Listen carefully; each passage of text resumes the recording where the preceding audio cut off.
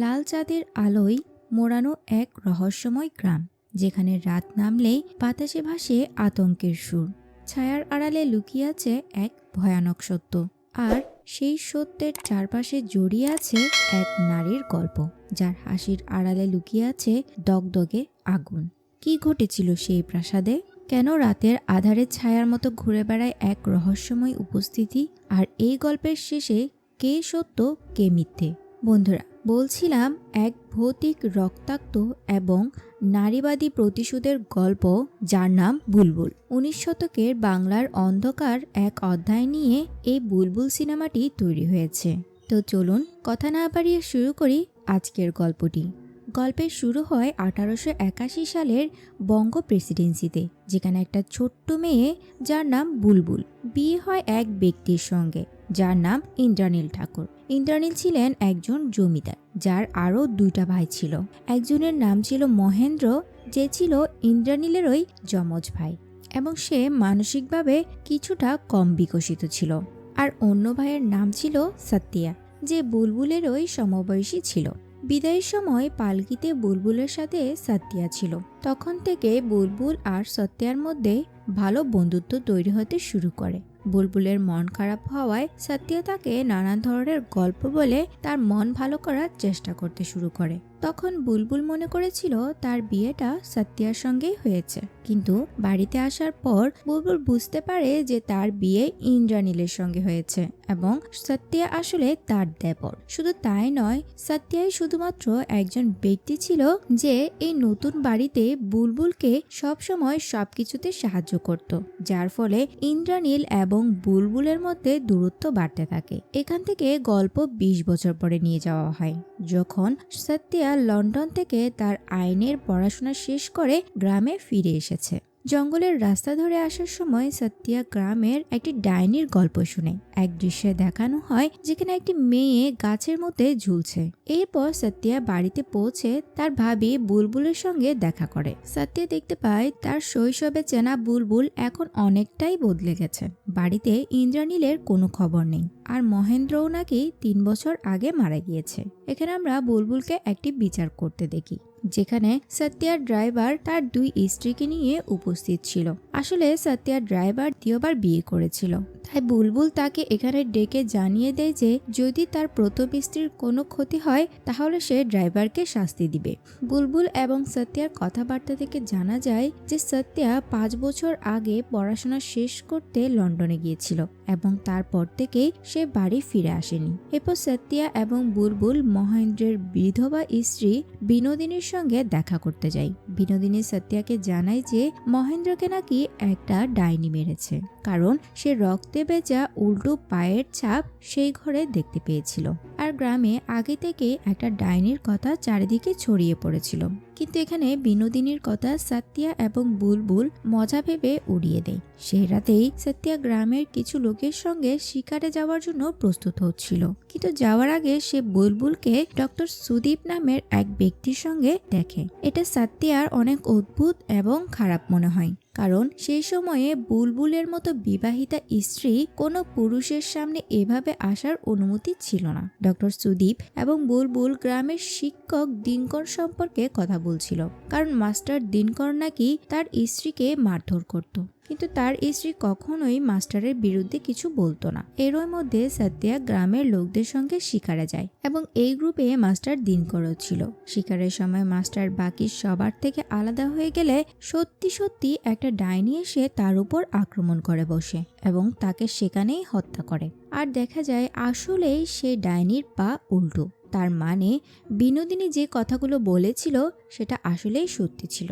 এরপর মাস্টারের চিৎকার শুনে সত্যিয়া সে আওয়াজের পেছনে যায়।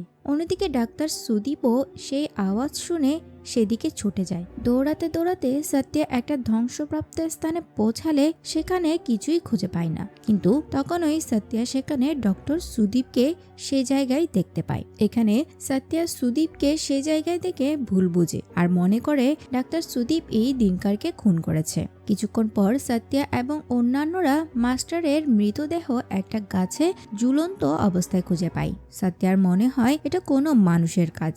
পুলিশ আসার আগেই সুদীপ গ্রামের লোকদের বলে মাস্টারের দেহ তার বাড়িতে নিয়ে যেতে। তখন সত্য সুদীপকে জিজ্ঞেস করে সে কিছু দেখেছিল কিনা, কিন্তু সুদীপ জানায় সে কিছুই দেখেনি, সে শুধুমাত্র আওয়াজ শুনে সেদিকে গিয়েছিল।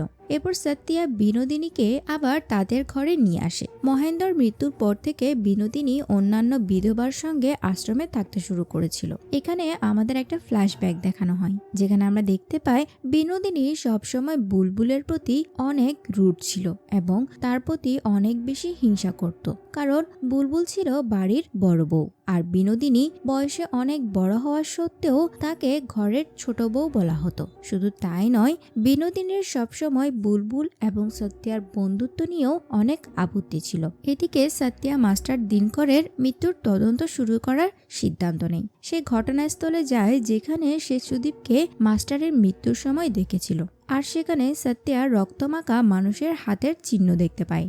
ঘরে ফিরে এসে সত্যা বিনোদিনীর কাছে সুদীপের এভাবে আসা যাওয়ার কথা জিজ্ঞেস করে, কিন্তু বিনোদিনী কিছু বলার আগেই সেখানে সে সময় বুলবুল এসে উপস্থিত হয়। সত্যা চলে যাওয়ার পর বুলবুল বিনোদিনীকে কঠোরভাবে সতর্ক করে। এখানে আমাদের আরো একটা ফ্ল্যাশব্যাক দেখানো হয়, যেখানে বিনোদিনী সবসময় ইন্দ্রানীলের কাছে বুলবুল এবং সত্যার বন্ধুত্বের বিষয়ে ভুল ধারণা তৈরি করত। সে ইন্দ্রানীলের মনে সন্দেহ ঢুকায় যে বুলবুল আর সত্যার মধ্যে কিছু একটা চলছে এবং তাদের দুজনকে আলাদা করার জন্য সত্যাকে লন্ডন পাঠানোর পরিকল্পনাও ছিল আসলে বিনোদিনীর। প্রথমে বিনোদিনী সত্যার জন্য একটা বিয়ের প্রস্তাব আনে, যা শুনে বুলবুল খুবই কষ্ট পায়, কারণ সত্যা ছিল তার একমাত্র বন্ধু। পরে ইন্দ্রানীল যখন সত্যা এবং বুলবুলকে একসঙ্গে সময় কাটাতে এবং গল্প করতে দেখে, তখন থেকে তার রাগ বাড়তে শুরু করে। সে সত্যাকে ডেকে জানায় যে সে তাকে পড়াশোনার জন্য লন্ডনে পাঠাচ্ছে। এই কথা শুনে বুলবুল অনেক রিয়েক্ট করে, যার কারণে ইন্দ্রানীলের সন্দেহ আরো বেড়ে যায়। কিন্তু সত্যার কাছে বিষয়টা বেশ খুশি রয়েছিল। আসলে ছোটবেলা থেকেই বুলবুল সত্যাকে কাছে পাওয়ার কারণে সে তাকে ভালোবেসে ফেলেছিল, আর পুরো বাড়িতে একমাত্র সত্যাই তাকে সবচেয়ে ভালো বুঝত, যার কারণে সত্যার চলে যাওয়ার বিষয়টা কোনোভাবেই বুলবুল মেনে নিতে পারছিল না। তবে সত্যার মনে তেমন কিছুই ছিল না, সে বুলবুলকে তার ভাইয়ের বউ হিসেবেই দেখত। কিন্তু বুলবুলের এমন প্রতিক্রিয়া দেখে ইন্দ্রানীলের রাগ আরো বেড়ে যায়। সে দ্রুত সত্যার লন্ডনে যাওয়ার কাগজপত্র তৈরি করে সত্যাকে লন্ডন পাঠিয়ে দেয়। কয়েকদিন পরে ইন্দ্রানীল বাড়িতে ফিরে এসে বুলবুলকে জানায় যে সে সত্যাকে লন্ডনে পাঠিয়ে দিয়েছে। এটি শুনে বুলবুল অনেক ভেঙে পড়ে এবং রেগে তার এবং সত্যার গল্পের ডায়েরি আগুনে পুড়িয়ে ফেলে। অন্যদিকে বিনোদিনী আর ইন্দ্রানীলও পরকীয়া সম্পর্কে জড়িয়ে পড়েছিল। যেহেতু বিনোদিনীর স্বামী পাগল ছিল, তাই বিনোদিনীর এসব কাজ করার সুযোগ আরো বেশি হয়ে যায়। আর বিনোদিনী এখনো ইন্দ্রানীলের মনে সতিয়া এবং বুলবুলকে নিয়ে সন্দেহ ঢুকাচ্ছিল।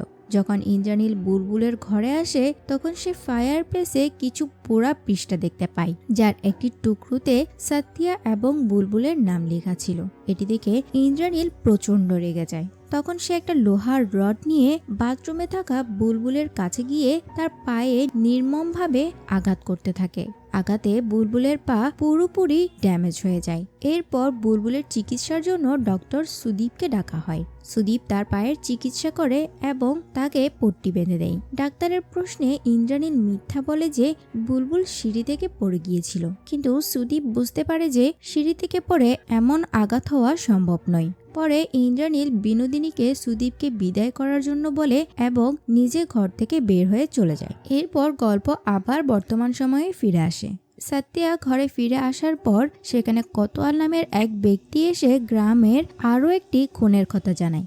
এরপর সত্যা এবং কোতোয়াল মৃতদেহটি দেখতে যায়, যেখানে একটা ছোট্ট মেয়ে সাক্ষী হিসেবে জানায় যে ওই ব্যক্তিকে কালিমা মেরেছে। কোতোয়াল জানায় যে মেয়েটি অনেক ভয় পেয়ে আছে এবং মেয়েটির এখন চিকিৎসা চলছে। সত্যা বিষয়টি নিয়ে ভাবতে শুরু করে, কারণ প্রতিটি ঘটনা কোনো না কোনোভাবে ডক্টর সুদীপের সঙ্গে জড়িয়ে যাচ্ছিল। তদন্ত করতে করতে সত্যা সুদীপ এবং বুলবুলকে একটি পুরনো বাড়ির কাছে দেখতে পায়। এটি সেই বাড়ি যেখানে ছোটবেলায় সত্যা এবং বুলবুল একসঙ্গে খেলতো এবং গল্প লিখত। পরে সত্যা বুলবুলকে সামনাসামনি প্রশ্ন করে, কারণ তার কাছে বুলবুল এবং সুদীপের সম্পর্ক নিয়ে সন্দেহের দানা বাঁধতে শুরু করেছিল। সত্যিয়ার মনে সন্দেহ জাগে যে বুলবুল ইন্দ্রানীল বাড়িতে না থাকার সুযোগ নিয়ে ডাক্তার সুদীপের সাথে কোনো অবৈধ সম্পর্ক জড়িয়েছে। সত্যা ইন্দ্রানীলকে একটা চিঠি লিখে বুলবুল সম্পর্কে জানায় এবং বুলবুলকে তার বাপের বাড়ি ফিরে যাওয়ার পরামর্শ দেয়। কিন্তু বুলবুল উল্টো সত্যাকে বলে যে সে সুদীপকে হিংসা করছে এবং সত্যাও তার ভাইদের মতোই আচরণ শুরু করেছে। এখানে গল্প আবার ফ্ল্যাশব্যাকে যায়, যেখানে বুলবুলের অপারেশন হয়েছিল এবং সে সম্পূর্ণরূপে শয্যাশয়ী ছিল।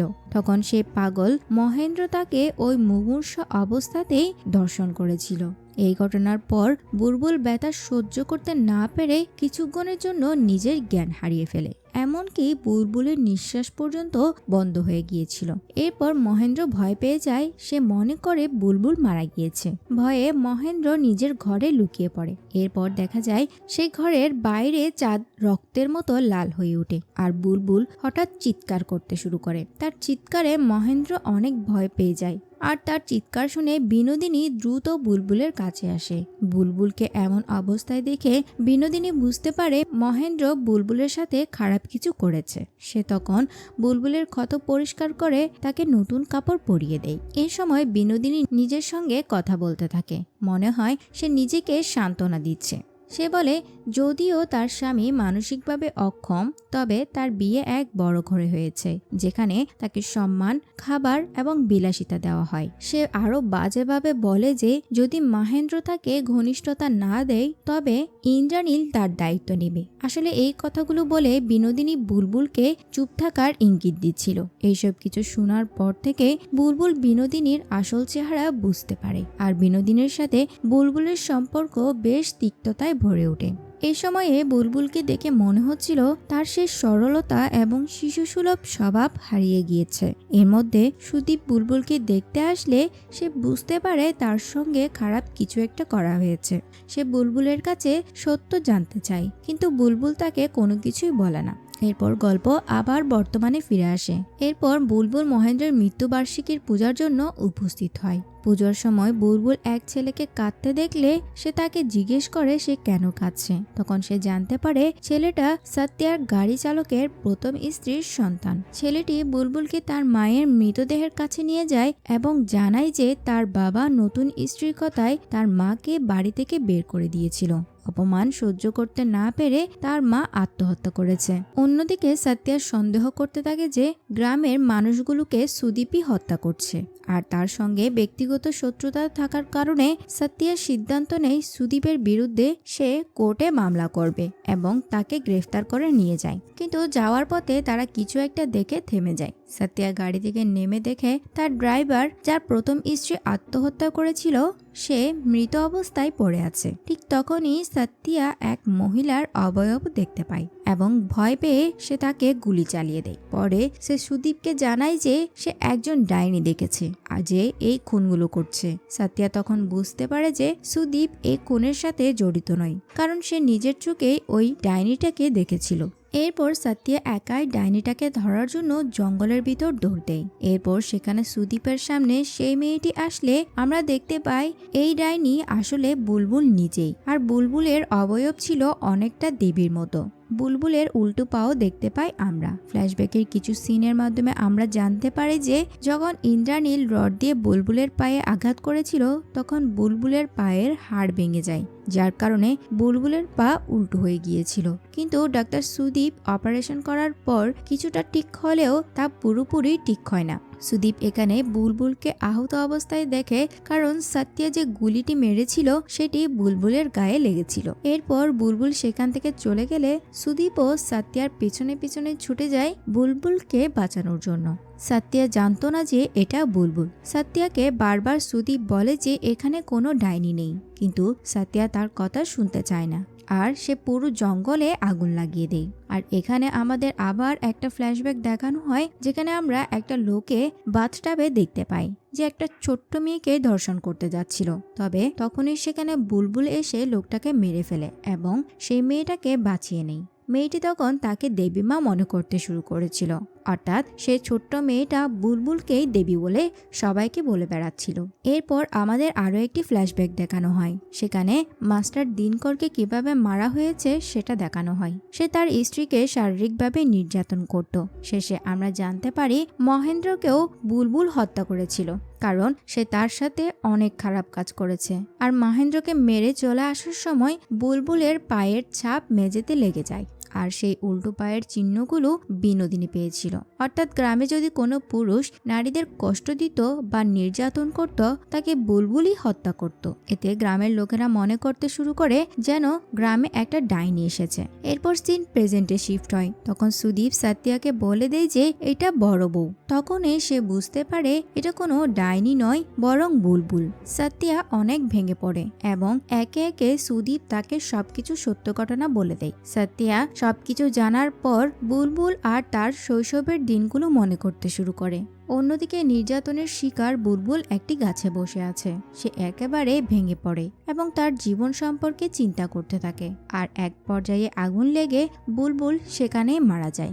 এরপর 1 বছর পরের সিন দেখানো হয়। আমরা দেখি ইন্দ্রানীল বাড়িতে ফিরে এসেছে।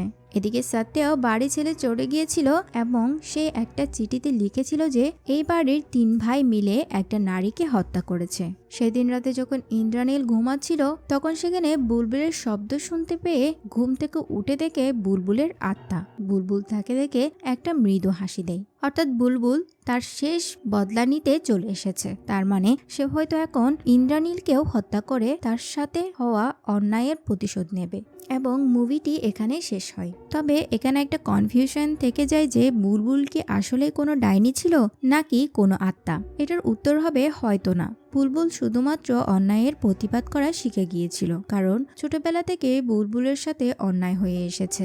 একদম ছোট বয়সে তার এক বয়স্ক লোকের সাথে বিয়ে, বড় হওয়ার পর তার ভালোবাসাকে তার কাছ থেকে দূরে সরিয়ে দেওয়া। যদিও আমি পরকীয়াটাকে সাপোর্ট করছি না, তবে বুলবুলের পয়েন্ট অফ ভিউ থেকে সেটা অন্যায় হয়েছে। এরপর ইন্দ্রানীলের শারীরিক নির্যাতন, মহেন্দ্রের দ্বারা ধর্ষিত হওয়া সবকিছু, সাথে ইন্দ্রানীলের বিনোদিনীর সাথে পরকীয়া। সে শুধুমাত্র তার সাথে হওয়া অন্যায়ের বিরুদ্ধে লড়তে শিখে গিয়েছিল। সে শুধু নিজের জন্যই না, বরং গ্রামের সব মেয়ের জন্যই একাই লড়ে গিয়েছে। সমাজে যখনই কোনো মেয়েকে শোষণ করা হচ্ছিল, তখনই বুলবুল তাদের শাস্তি দিয়েছে। তো ভিউয়ার্স, গল্পটি কেমন লেগেছে কমেন্ট বক্সে জানাতে ভুলবেন না। আর যদি ভালো লেগে থাকে তাহলে অবশ্যই সাবস্ক্রাইব করবেন। আপনাদের ছোট্ট ছোট্ট ভালোবাসা আমাদের কষ্ট করতে অনুপ্রেরণা যোগায়। আজকের মতো এখানেই বিদায় নিচ্ছি। আল্লাহ হাফেজ।